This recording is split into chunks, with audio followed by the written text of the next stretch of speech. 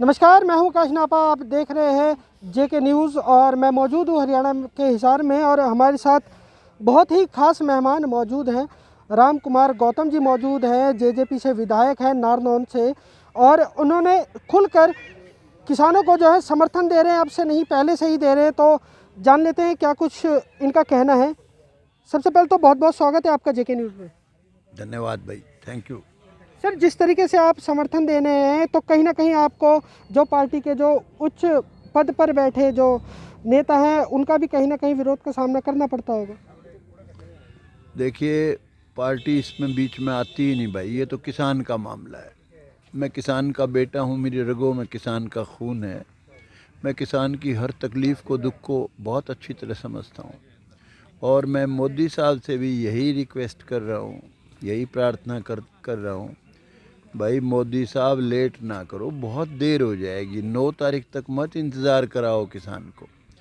आप आज ही ये तीनों कानून रद्द कर दो और इसी में देश की भलाई है, इसी में आपकी पार्टी की और आपकी भलाई है। आप जेजेपी से विधायक हैं, डिप्टी सीएम हैं दुष्यंत चौटाला जी, क्या कभी इस विषय में आपकी बात हुई क्या? ऐसा है, इस तरह का सवाल ना तो पूछो, ना मैं इसका कोई जवाब दूंगा। मेरा तो कहना केवल ये है कि किसान धरती पुत्र है, इस देश का अन्न उगा के पेट भरता है, इस देश की सीमाओं की रक्षा उसके बच्चे करते हैं। फौज की सीमाओं पे, सरहदों पे लड़ाई लड़ते हैं, कुर्बानियाँ देते हैं। सारी फोर्सेस में CRP, BSF, CISF, police forces, सब में किसानों के बेटे ही हैं। यहाँ तक कि नरेंद्र मोदी जी और उनके मंत्रियों की भी जो रक्षा में लगे हुए हैं वो भी किसानों के बेटे हैं। मोदी जी को अब विलंब नहीं करना चाहिए, क्योंकि सारे देश का 36 बरादरी का किसान आज दिल्ली बॉर्डर पे डटा हुआ है और वो सुनना नहीं चाहता आपकी बात को। आप कहते हो ये कानून देश के किसान के हित में है, वो कहते हैं हमें हमारा हित नहीं चाहिए।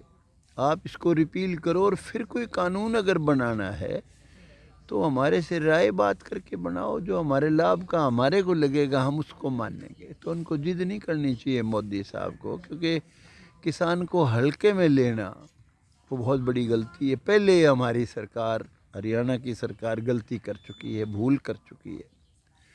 उन्होंने पानी की बौछारें छोड़ दी हैं पंजाब के किसानों पे। रात के 2-2 बजे, 12-12 बजे इतनी ठंड में पानी की बौछारें छोड़ दी हैं, खड़े बना दिए सड़कों पे। तो पहले बहुत गलती कर चुके हैं, उसके लिए भी किसानों से माफ़ी मांगनी चाहिए। उनका कायदा तो ये बनता था, वो दिल्ली जा रहे थे, उनका स्वागत करना चाहिए था। हमारे ही भाई हैं, कोई पाकिस्तानी, चाइनीज़ के तो, चाइना के तो नहीं है वो। तो गलती कर चुके, उस गलती को भी संभालना चाहिए। अब जो वहाँ डटे हुए हैं, सरकार की तरफ से विशेष सेवा उनको जारी करनी चाहिए। खान पान बढ़िया, हलवा, मंडा, दूध, घी, सब, खीर सब भेजनी चाहिए उनके लिए हरियाणा सरकार ने। गौतम जी, आपने किसानों की बात करी, मोदी जी की बात करी, लगातार अगर सरकार की बात करें, केंद्र सरकार की बात करें, तो ऐसे आरोप लगातार लग रहे हैं कि कहीं ना कहीं जो विपक्षी पार्टियां हैं इसको भ्रमित कर रही हैं। आप उस पर क्या कहेंगे? क्या सही में किसानों को क्या इस कानूनों को लेकर भ्रमित किया जा रहा है? ऐसा है, जहाँ तक अपोजिशन पार्टीज़ का सवाल है, डेफिनेटली वो सरकार के खिलाफ रोल अदा करती हैं और इस एजिटेशन में भी ज़रूर कर रही हैं। मना नहीं करता मैं, लेकिन उनको मौका क्यों दो? Why to give them chance? जितने संगठन हैं सारे आपके सामने हैं। आप उनको सबको कानून रिपील करके अपना बनाओ, कानून रद्द करके दोबारा उनसे राय बात करके कभी ज़रूरत पड़े तो दोबारा कानून बनाओ। तो ये इस समय हट करना और पॉलिटिकल विरोधी जो पार्टियां हैं उनको बिना मतलब के लाभ उठाने देना, ये तो बेवकूफ़ी है सरकार की।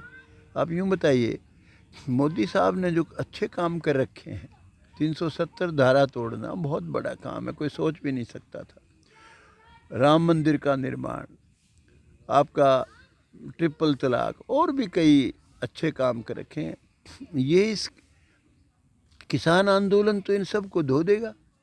अच्छे कामों पर पर्दा डल जाएगा और सारा देश उनके खिलाफ खड़ा हो जाएगा। किसान के साथ सब कुछ किसान के साथ जुड़ा हुआ है, कोई ऐसी चीज़ नहीं है जो किसान के साथ जुड़ी हुई नहीं है। किसान अगर संपन्न है तो देश संपन्न है, किसान खुशहाल है तो देश खुशहाल है। तो इसलिए अब तो बल्कि मैं तो खट्टर साहब को भी ये कहूँगा, स्पेशल सेशन बुला के और यूनानिमस एक रेजोल्यूशन, सारी पार्टियाँ इंडिपेंडेंट सब पार्टियाँ मिलके एक रेजोल्यूशन यूनानिमस भेजें मोदी जी के पास फ़ौरन और इस कानून को रद्द कराएं। और मोदी जी को भी अब एक एक मिनट उनके लिए भारी पड़ेगी आगे। उनको फ़ौरन इमीडिएटली अपने कुलीग कैबिनेट जो भी किसी को बुलाना चाहें बुला के ये रद्द कर देने चाहिए। गौतम जी, अगर आपकी बात करें तो आप क्या कुछ स्टैंड लेंगे किसानों के लिए?